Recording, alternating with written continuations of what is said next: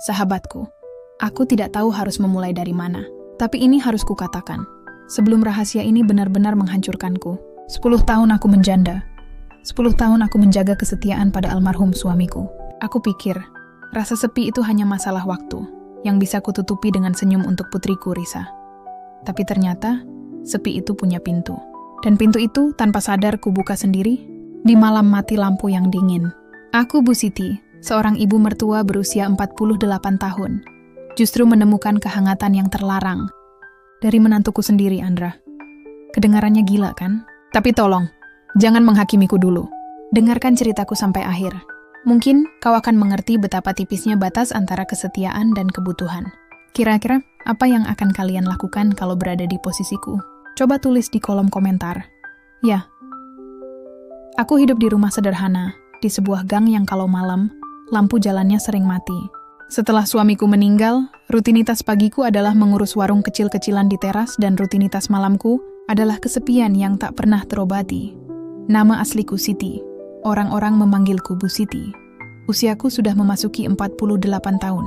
Aku selalu berusaha terlihat kuat, penyayang, dan adil. Demi Risa putri semata wayangku. Tapi di balik kerudung dan senyumku, ada lubang yang menganga, sahabat. Lubang itu bernama trauma gelap. Sejak kecil aku memang takut gelap, dan almarhum suamiku selalu tahu cara menenangkanku. Pelukan hangat dan ciuman di dahi. Setelah dia tiada, setiap kali listrik padam, yang kurasakan bukan hanya kegelapan fisik, tapi kegelapan batin yang menakutkan, seolah aku ditinggalkan sendirian di tengah lautan. Risa menikah dengan Andra 2 tahun lalu. Andra, menantuku, adalah pemuda yang baik, pekerja keras. Dia membuka lapak kecil servis ponsel dan pulsa di teras rumahku. Sejak Andra dan Risa tinggal di sini, rumah kami memang terasa lebih hidup. Ada suara tawa, ada bau solder dan minyak pelumas. Dan yang paling penting, ada energi laki-laki yang sudah lama hilang. Aku akui Andra memperlakukanku dengan sangat baik. Dia selalu memanggilku ibu dengan suara yang tulus. Dia tak pernah membiarkanku mengangkat galon air. Bahkan selalu memastikan lampu di kamarku berfungsi dengan baik. Dia bukan sekadar menantu, dia adalah anak laki-laki yang tak pernah kumiliki. Dan tibalah malam itu. Malam di mana batas itu runtuh. Hujan turun begitu deras. Listrik padam total. Bukan hanya di rumahku, tapi seisi kampung. Petir menggelegar hebat. Risa sedang tidur pulas. Dia memang tipe yang susah bangun. Sementara aku tersentak dari tidurku. Kegelapan ini bukan hanya menakutkan, tapi seperti menelanku hidup-hidup. Jantungku berdebar tak karuan. Napasku tercekat. Aku bangkit, meraba-raba dinding mencari lilin, tapi kakiku justru tersandung. Brak! Ya, aku menjerit kecil. Bukan karena sakit, tapi karena kepanikan hebat. Tiba-tiba ada tangan yang meraihku. Ibu tidak apa-apa? Suara itu, suara Andra. Dia ternyata baru pulang dari masjid dan sedang di ruang tengah. Dalam gelap gulita, di tengah suara petir yang memekakan telinga, aku tidak bisa melihat wajahnya, tapi aku merasakan keberadaannya. Aroma tubuhnya, campuran wangi sabun dan sedikit bau minyak spare part, tiba-tiba begitu dekat. Aku panik, sahabat.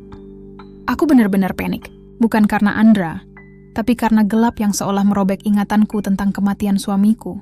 Aku refleks memeluknya.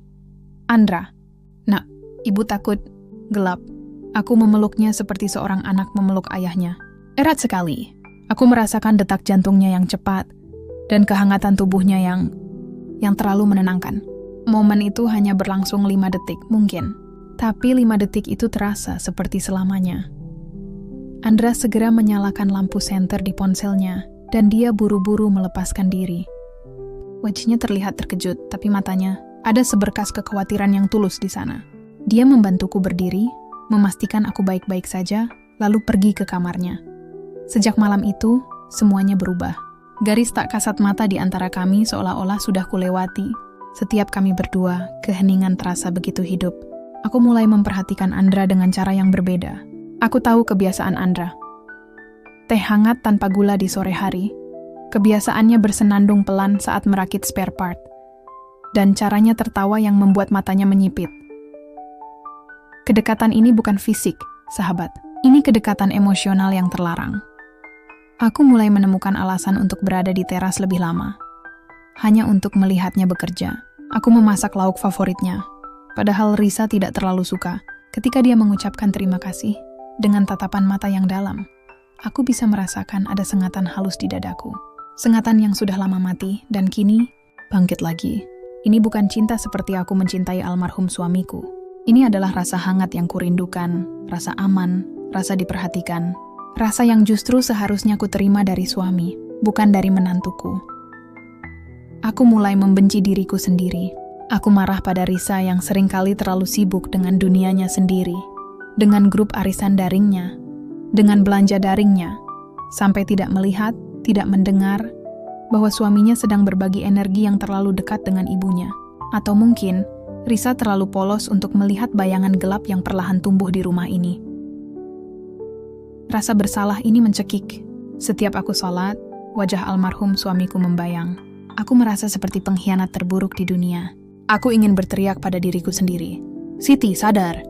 Itu menantumu, itu suami dari darah dagingmu sendiri. Tapi saat malam tiba, saat rumah sepi, dan aku mendengar suara Andra di kamar sebelah, suara batuknya, suara ketukan kecil saat dia mungkin sedang merapikan barang, rasa rindu itu datang lagi. Kerinduan pada kehadiran laki-laki yang membuatku merasa berharga. Aku tahu ini dosa. Aku tahu ini salah. Tetapi, bagaimana aku bisa menghentikan hati yang sudah 10 tahun kelaparan, dan kini disuguhkan setetes air yang terasa begitu manis? Aku mulai berpikir, mungkin Andra merasakan hal yang sama? Mungkin dia juga merindukan sosok ibu yang perhatian. Tidak, aku tidak boleh berpikir begitu. Itu hanyalah pembenaran dari iblis yang bersemayam dalam hatiku. Rumah ini, sahabat, rumah yang dulu terasa seperti surga, kini terasa seperti penjara. Penjara yang dindingnya terbuat dari keheningan, dan jerujinya adalah tatapan yang terlalu lama. Aku takut, Andra. Aku takut pada kegelapan di luar, tapi aku jauh lebih takut pada kegelapan yang sudah tumbuh di dalam diriku sendiri. Sejak malam pelukan di kegelapan itu, hidupku seperti film dengan latar belakang musik yang tegang, sahabat. Aku berusaha keras membangun kembali tembok pertahananku, tapi sepertinya dinding itu terbuat dari kertas. Andra, dia bersikap biasa saja. Terlalu biasa malah. Dia tetap sopan, tetap ramah, tetap memanggilku ibu dengan penuh hormat. Justru sikapnya yang normal itu yang membuatku gila. Apakah dia tidak merasakan sesuatu? Atau dia seprofesional itu menyembunyikannya? Aku mulai bermain dengan api kecil. Aku sering sengaja keluar ke teras hanya untuk bertanya hal-hal remeh. Nah Andra, kunci motor ibu di mana ya? Atau Andra, kabel charger ini masih bagus nggak? Tujuanku bukan mendapatkan jawaban, tapi mendapatkan tatapannya. Suatu sore, aku membawakan teh hangat seperti biasa. Kali ini, Risa sedang keluar membeli bahan makanan. Andra sedang sibuk menyolder. Aku meletakkan cangkir teh di mejanya, jarak kami hanya sejengkal. Tiba-tiba, dia mendongak. Terima kasih banyak, Bu. Ibu selalu tahu, saya sedang butuh yang hangat-hangat, katanya sambil tersenyum tulus. Jantungku langsung berdegup tak karuan, sahabat. Itu bukan kalimat gombal. Itu hanya ucapan terima kasih sederhana. Tapi dalam hatiku yang gersang, kalimat itu terasa seperti puisi. Aku harus segera pergi, sebelum mataku mengkhianati pikiranku. Sama-sama, nak, dihabiskan ya? Jawabku. Suaraku terdengar kaku. Saat aku berbalik, kakiku tergelincir sedikit karena lantai teras yang basah. Spontan Andra meraih lenganku. Sentuhan itu singkat, hanya untuk menahanku agar tidak jatuh. Tapi sentuhan itu terasa seperti sengatan listrik. Kami berdiri terlalu dekat. Dalam sekejap aku bisa merasakan napasnya di rambutku. Wajahnya yang dekat, matanya yang teduh. Aku hampir tidak bisa bernapas. Ibu hati-hati, bisik Andra, lalu segera melepaskan tangannya. Aku hanya mengangguk tanpa suara, lalu lari masuk ke dapur. Aku menyalakan kompor, padahal tidak ada yang mau kumakan. Yang kumasak saat itu adalah kecemasan yang mendidih. Celakanya, Risa melihat kejadian itu. Malamnya, saat kami bertiga sedang menonton televisi, Risa tiba-tiba membuka suara. Bu, kok belakangan ini ibu sama Andra kayak ada yang disembunyiin ya? Rasanya seperti tersambar petir. Aku berusaha bersikap tenang. Astaga Risa, bicara apa kamu nak? Ibu sama Andra, kan memang kita tiap hari ketemu. Biasa saja kataku sambil tertawa hambar. Risa mengerutkan kening. Bukan gitu Bu, maksud Risa kayak ibu lebih perhatian banget ke Mas Andra. Tadi siang aja, Risa lihat. Ibu hampir jatuh, dan Mas Andra pegang lengan ibu lama banget. Terus tatapan ibu kayak cemas gitu. Aku menoleh cepat ke arah Andra. Dia sedang pura-pura fokus pada berita di televisi. Tapi telinganya pasti mendengar semuanya. Ketegangan itu begitu nyata. Sampai-sampai aku yakin Risa bisa merasakannya. Ah, kamu ini. Itu namanya sopan santun. Kalau ibu jatuh, ya wajar Andra pegang. Sudah, jangan kebanyakan nonton sinetron deh. Ribet amat. Aku langsung memotong. Risa terdiam tapi matanya masih memancarkan tanda tanya besar. Sejak malam itu, Risa mulai lebih sering berada di dekat Andra. Dia mulai menemani Andra di teras. Dia mulai sering memeluk Andra di depan umum. Tembok pelindungnya mulai didirikan. Dan aku merasa cemburu. Ya Tuhan, cemburu pada anakku sendiri. Aku benar-benar sudah tersesat. Aku tahu, aku harus mengakhiri kegilaan ini. Aku tidak boleh menghancurkan rumah tangga putriku karena keegoisan dan kesepianku sendiri. Aku harus menjaga jarak. Suatu malam aku sedang menjahit pakaian Risa di ruang tengah. Andra baru selesai menutup lapaknya. Dia berjalan melewati siku, tapi tiba-tiba dia berhenti. Ibu, suaranya terdengar sangat pelan dan serak. Ya nak? Aku menahan napas. Dia tidak berbalik. Dia hanya menatap ke depan, ke arah jendela gelap yang memantulkan bayangan kami berdua. Saya minta maaf. Aku bingung. Minta maaf kenapa, nak? Dia terdiam lama sekali. Keheningan itu terasa lebih berat daripada pengakuan apapun. Wah, malam itu. Malam mati lampu. Saya tahu ibu memeluk saya karena takut gelap. Tapi, saya juga merasakan sesuatu yang aneh. Sesuatu yang seharusnya tidak saya rasakan, katanya, tanpa menoleh sedikit pun. Sejak bapak tiada, ibu terlihat begitu kuat, tapi juga begitu rapuh. Dan saat itu di pelukan itu saya merasa seperti saya menemukan ketenangan yang tidak pernah saya temukan dimanapun. Dan itu salah, Bu. Itu sangat salah. Tubuhku lemas. Ternyata, dia juga merasakannya. Dia juga bergumul dengan bayangan gelap yang sama. Itu adalah pengakuan tanpa kata tentang perasaan terlarang yang selama ini kami sembunyikan. Dia tidak menyebutkannya dengan kata cinta atau sayang. Dia menyebutnya ketenangan. Dan ketenangan itulah yang paling mematikan. Andra, aku berbisik, suaraku tercekat. Lupakan malam itu, nak. Anggap saja ibu sedang bermimpi buruk. Anggap saja itu hanya refleks seorang ibu yang panik. Andra menghela napas panjang. Dia akhirnya berbalik, menatapku lurus-lurus. Matanya penuh penyesalan dan kepedihan. Saya tidak bisa, Bu. Dan itulah masalahnya. Saya takut, Bu. Takut kalau kehangatan ini bisa menghancurkan Risa. Hati saya kotor, Bu, katanya. Bu Siti bangkit dan menghampiri Andra, tapi dia tidak menyentuh Andra. Dia berdiri menjaga jarak, tapi tatapan mereka saling mengunci. Kalau begitu, mari kita lupakan bersama. Kita kubur rapat-rapat ketenangan ini, nak. Demi Risa, kataku, mencoba sekuat tenaga terdengar tegas. Padahal hatiku hancur berkeping-keping. Kita harus menjaga jarak, Andra. Jaga jarak. Jangan sampai Risa tahu. Dia anak ibu satu-satunya. Kami berdua tahu pengakuan ini bukanlah akhir. Ini adalah permulaan dari neraka batin yang sesungguhnya. Sejak saat itu, kami berdua berakting. Dan berakting menjadi mertua dan menantu yang normal di depan Risa. Yang paling menyakitkan adalah kami tidak bisa saling menyalahkan. Kami berdua adalah korban dari kesepian yang bertemu pada waktu yang salah. Nah, kami berdua tahu, kami tidak pantas mendapatkan kehangatan itu. Dan kami berdua harus menanggungnya sendiri-sendiri dalam diam yang mencekik. Andra mengangguk, lalu berbalik dan berjalan menuju kamarnya. Bu Siti menatap punggungnya dengan air mata yang hampir jatuh. Ia menggigit bibir, menahan isak tangis. Rumah ini, sahabat, tidak lagi dihantui oleh bayangan suamiku. Sekarang, rumah ini dihantui oleh bayangan Andra yang berdiri membelakangiku, mengucapkan penyesalan yang justru membuatku semakin merindukannya, dan kami hanya punya satu cara untuk selamat, saling menjauhi. Tapi, bagaimana caranya menjauhi seseorang yang tinggal satu atap denganmu? Lalu, apa yang akan menjadi keputusan paling menyakitkan yang harus diambil Bu Siti demi menyelamatkan rumah tangga putrinya? Dan apakah rahasia mereka pada akhirnya akan terungkap juga? Bu Siti dan Andra yang kini sengaja menjaga jarak. Andra makan di teras. Bu Siti makan di dapur. Mereka tidak lagi berbicara kecuali hal-hal penting. Suasana di rumah terasa dingin dan canggung. Sahabat, semenjak malam pengakuan Andra itu, kami sepakat tanpa kata untuk saling menjauh. Ini adalah neraka yang sesungguhnya. Tinggal di bawah satu atap, tapi hidup seperti orang asing. Andra yang biasanya duduk di ruang tengah sambil memperbaiki ponsel, kini lebih sering di lapaknya, bahkan saat makan.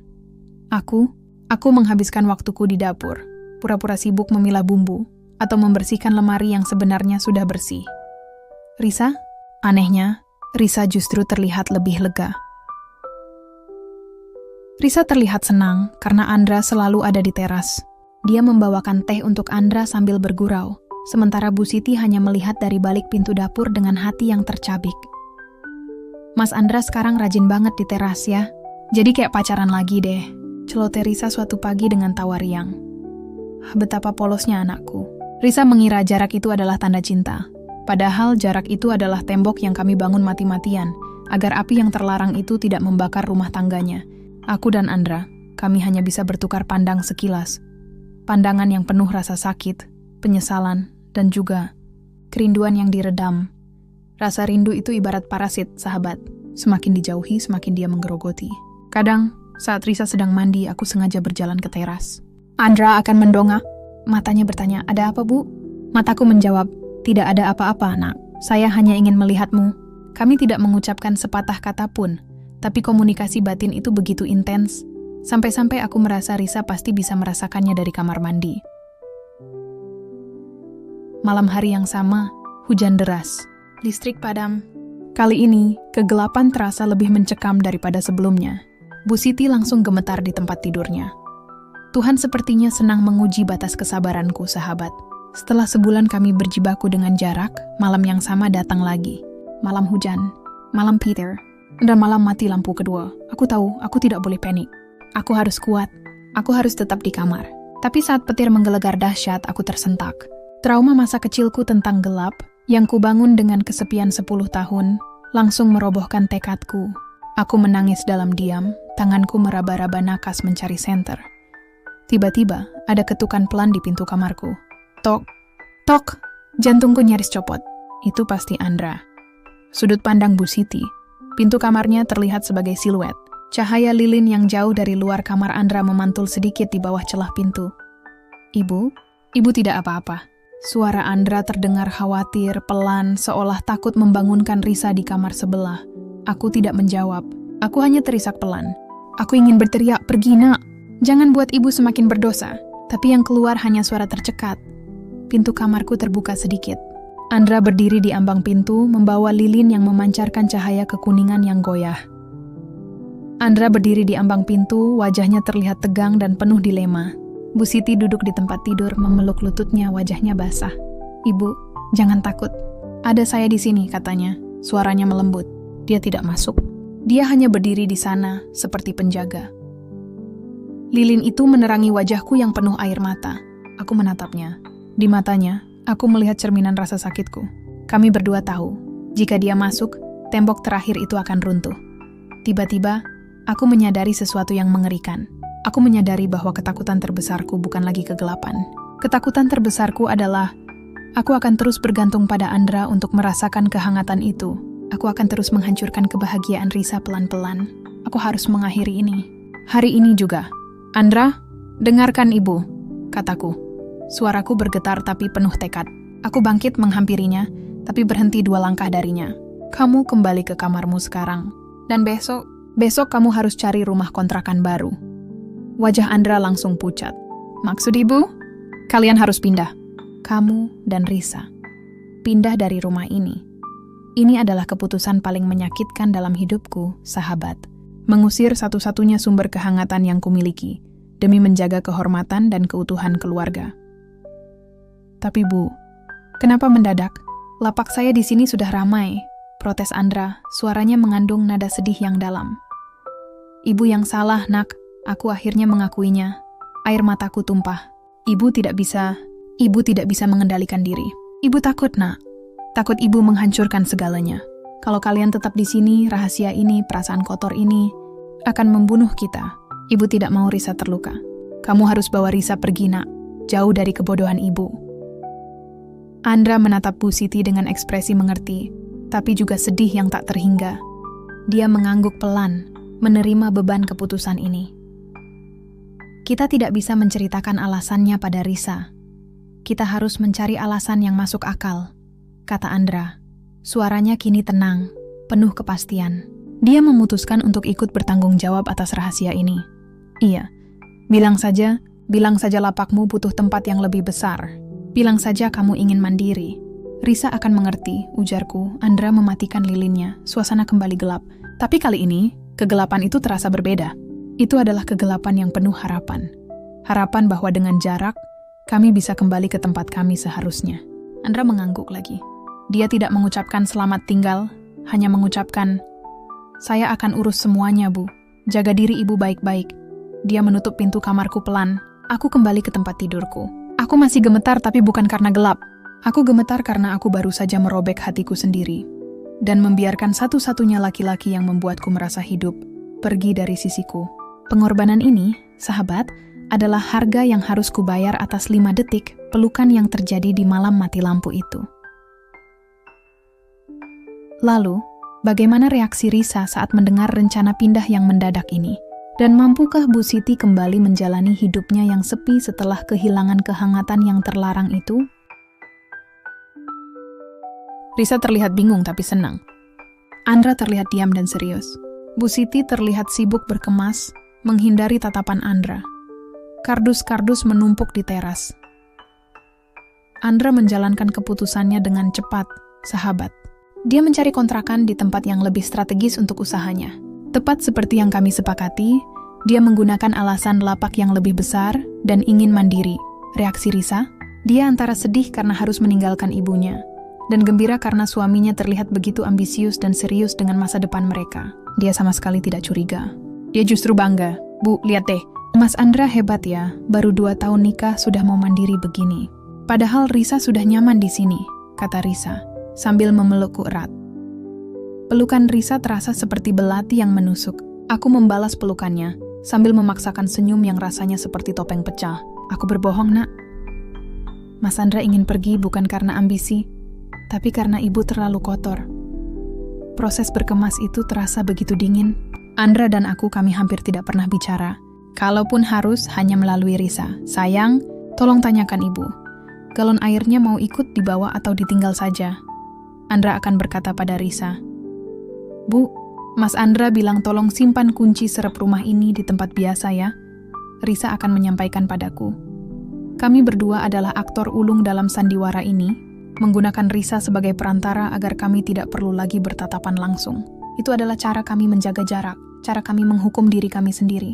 Setiap kali aku melihat Andra membawa kardus keluar dari teras, rasanya seperti dia membawa keluar sepotong hatiku yang sudah lama hilang. Ya, teras rumah yang kini kosong. Tidak ada lapak spare part Andra. Hanya ada noda oli samar di lantai. Bu Siti berdiri di sana, menatap kosong.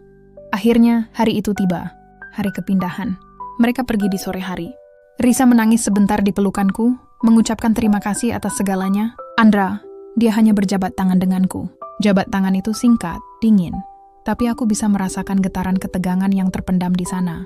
Dia menatap mataku sebentar, tatapan yang mengatakan, "Selamat tinggal, Bu. Saya pergi. Semoga Ibu tenang." Lalu, mobil pick-up yang mengangkut barang-barang mereka melaju pelan menjauh. Rumahku tiba-tiba terasa sangat lebar. Terlalu lebar. Aku berjalan ke teras. Lapak Andra kosong. Tidak ada lagi bau solder. Tidak ada lagi cangkir teh bekasnya. Tidak ada lagi suara senandung pelan saat dia sedang sibuk. Yang ada hanya sunyi. Sunyi yang kali ini terasa berbeda. Sunyi yang dulu membuatku kesepian, kini membuatku tercekik karena kesepian itu terasa disengaja. Bu Siti duduk di ruang tengah. Dia menatap kursi kosong di meja makan, lalu menoleh ke teras. Wajahnya menunjukkan keresahan. Ambience yang sangat sepi. Aku pikir, setelah Andra pergi, segalanya akan kembali normal. Aku akan tenang. Tapi aku salah, sahabat. Neraka yang sesungguhnya baru saja dimulai. Aku mulai dihantui oleh bayangan Andra. Saat aku membuat teh hangat di sore hari, aku selalu membuat 2 cangkir, 1 untukku dan 1 otomatis untuknya. Ketika aku sadar, aku buru-buru membuang teh di cangkir kedua. Aku merasa gila. Malam hari, saat aku duduk di ruang tengah menonton televisi, aku sering menoleh ke teras. Seolah aku berharap melihat Andra sedang membereskan lapaknya. Aku rindu suara tawa Andra. Aku rindu teguran lembutnya saat aku lupa mematikan keran. Aku rindu peran yang ia isi di rumah ini. Bu Siti yang menatap cangkir tehnya, lalu air mata menetes. Suasana hening, hanya terdengar suara jangkrik dari luar. Dinding-dinding rumah ini seolah menyimpan sisa-sisa dirinya. Aroma teh hangat, bayangan tubuhnya di balik pintu. Aku tidak lagi takut pada kegelapan luar, aku sekarang takut pada ingatan yang menolak pergi. Rasa bersalahku bercampur dengan rasa kehilangan. Aku telah melakukan hal yang benar, Siti. Ini pengorbanan. Aku terus meyakinkan diriku. Tapi bagian hatiku yang egois terus berbisik. Kau telah mengusir satu-satunya orang yang membuatmu tidak lagi kesepian. Suatu minggu setelah mereka pindah, Risa datang sendirian ke rumah. Katanya ingin mengambil beberapa barang yang tertinggal. Andra tidak ikut. Aku lega. Tapi saat Risa sedang di kamar, tiba-tiba terdengar suara klakson motor dari luar. Andra berdiri di depan gerbang. Dia tidak masuk, hanya mengantar Risa. Itu Mas Andra, Bu. Dia cuma mengantar. Sebentar lagi dia jemput lagi, kata Risa. Saat Risa sudah masuk ke kamar, aku tidak bisa menahan diri. Aku berjalan ke depan, ke gerbang. Andra masih di motornya. Dia menatapku. Tatapan kami bertemu lagi. Setelah seminggu penuh jarak. Bagaimana kabarmu, Nak? Tanyaku. Suaraku terdengar seperti desahan. Baik, Bu. Alhamdulillah. Risa juga terlihat lebih bahagia di rumah baru. Jawabnya. Suaranya datar, tanpa ekspresi. Dia tidak menyebutkan kabarnya sendiri. Keheningan kembali mengisi jarak di antara kami. Keheningan itu berkata, kami baik-baik saja tanpa dirimu, Bu. Kami selamat. Syukurlah kalau begitu, kataku. Tiba-tiba, dia menunduk, lalu berkata dengan suara yang sangat pelan, hampir tak terdengar. Jaga kesehatan, Bu, jangan sering begadang. Jangan lupa minum vitamin. Kata-kata sederhana itu, perhatian kecil yang selama ini kurendam dalam dosa, kembali muncul. Air mataku langsung menggenang. Aku mengangguk. Dia kemudian memutar motornya dan pergi tanpa menunggu Risa. Bu Siti berdiri di gerbang yang terbuka, menatap punggung Andra yang menjauh. Dia menangis diam-diam. Dia pergi, sahabat. Dia pergi membawa kehangatan itu. Dan aku kembali pada rutinitas sunyiku. Tapi kali ini, aku harus menerimanya. Karena ini adalah penebusan. Aku harus kuat menghadapi kesepian ini, demi kebahagiaan Risa dan kebaikan kami berdua. Malam hari, Bu Siti duduk sendirian di ruang tengah yang kini terasa dingin. Dia memegang cangkir teh hangat, menatap kursi kosong tempat Andra biasa duduk. Hujan turun lembut, mengulang malam awal segalanya. Sudah berbulan-bulan, sahabat. Rumah ini sudah benar-benar kembali menjadi milikku dan kenangan lama. Namun, sepi yang sekarang berbeda sekali dengan sepi yang dulu. Dulu sepi itu kosong. Sekarang sepi ini penuh. Penuh dengan bayangan, penuh dengan suara yang tak terucap, penuh dengan penyesalan dan kelegaan. Malam itu malam hujan turun lembut seperti memanggil kenangan. Aku duduk di kursi di ruang tengah. Kursi tempat Andra sering menghabiskan malamnya, memperbaiki ponsel atau sekadar membaca koran. Aku menatap kursi itu, lama sekali. Aku menangis diam-diam. Bukan isak tangis histeris, hanya air mata yang mengalir tanpa suara, membasahi pipi yang sudah mulai menua. Aku menangis karena kehilangan ya. Tapi yang lebih besar, aku menangis karena kelegaan. Kelegaan bahwa rahasia gelap kami tidak pernah terungkap oleh Risa. Kelegaan bahwa aku berhasil menarik rem sebelum kami benar-benar jatuh ke jurang kehancuran. Close up, cangkir teh hangat yang dipegang Bu Siti. Uapnya mengepul. Dia menutup matanya, mengambil napas panjang. Di sudut teras, aku masih bisa mencium aroma teh hangat yang kubuat untuknya. Di dinding itu, seolah masih ada sisa bayangan Andra yang berdiri di ambang pintu, menatapku dengan mata penuh dilema. Ras bersalah itu masih ada, ia tidak hilang. Ia hanya berubah wujud, menjadi pengingat abadi bahwa hati manusia bisa rapuh, bisa tersesat, dan bisa dikuasai oleh kerinduan yang salah arah. Sahabatku, aku mau kau tahu, cerita ini bukan tentang mencari pembenaran atas dosa. Cerita ini adalah tentang betapa berbahayanya kesepian jika tidak diobati dengan benar.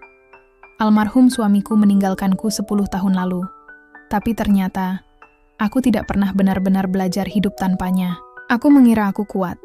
Padahal aku hanya pandai menipu diriku sendiri. Dan ketika Andra datang, membawa kehangatan yang mirip dengan apa yang kurindukan, aku jatuh. Aku tersandung, pelajaran terbesar yang kudapat. Kesetiaan itu bukan hanya soal menjaga diri dari sentuhan fisik, sahabat. Kesetiaan yang sesungguhnya adalah menjaga hati dari niat yang salah, menjaga pikiran dari bayangan yang terlarang, demi menghargai ikatan suci yang telah ada. Aku kehilangan dia, iya, tapi dengan kehilangan itu aku justru menemukan diriku kembali. Aku menemukan bahwa aku harus berdamai dengan kesendirianku. Aku harus bisa mengisi kekosongan ini dengan hal yang benar, dengan ibadah, dengan kesibukan, bukan dengan mengambil kebahagiaan dari orang lain, apalagi dari anak kandungku sendiri. Beberapa minggu lalu, Risa meneleponku. Dia bilang dia sedang hamil. Cucu pertamaku, aku menangis lagi. Tapi kali ini, air matanya terasa suci. Risa bilang, "Bu, Mas Andra bilang, kita harus berterima kasih sama ibu. Kalau ibu nggak suruh kita pindah dan jadi mandiri, kita nggak akan seserius ini menata masa depan. Makasih ya, Bu." Bu Siti tersenyum kecil, air mata menetes. Ini adalah pembenaran terindah atas pengorbanan yang ia lakukan. Andra tidak pernah menceritakan apapun pada Risa. Dia menjaga rahasia kami, menjaga kehormatanku. Dia membawanya pergi, bukan karena dia membenciku, tapi karena dia menghargaiku sebagai ibu mertuanya. Dia pergi untuk menyelamatkanku dan untuk menyelamatkan rumah tangganya. Dan itulah cinta sejati yang harusnya ku contoh. Cinta yang memilih kebaikan, meskipun itu menyakitkan. Bu Siti berdiri, melihat keluar jendela. Hujan sudah reda, ada ketenangan di wajahnya. Pada akhirnya, sahabat, kegelapan itu bukan datang dari mati lampu. Kegelapan itu datang dari hati yang kesepian. Aku sudah mengusir bayangan itu dari rumahku, tapi aku tidak akan pernah melupakan pelajarannya. Jarak adalah pengorbanan termahal yang harus kami bayar untuk sebuah keutuhan. Jangan biarkan sepi menjadi pintu masuk dosa dalam hidupmu. Jaga hatimu sebelum ia menuntut kehangatan yang bukan haknya. Buat kamu yang pernah merasa terjebak di posisi sulit, yang hatinya pernah salah jalan, apa pesan moral terpenting yang bisa kamu ambil dari kisah Bu Siti ini? Tulis komentarmu di bawah ya. Kita diskusikan bersama di channel Tante Riena. Sampai jumpa di kisah refleksi berikutnya.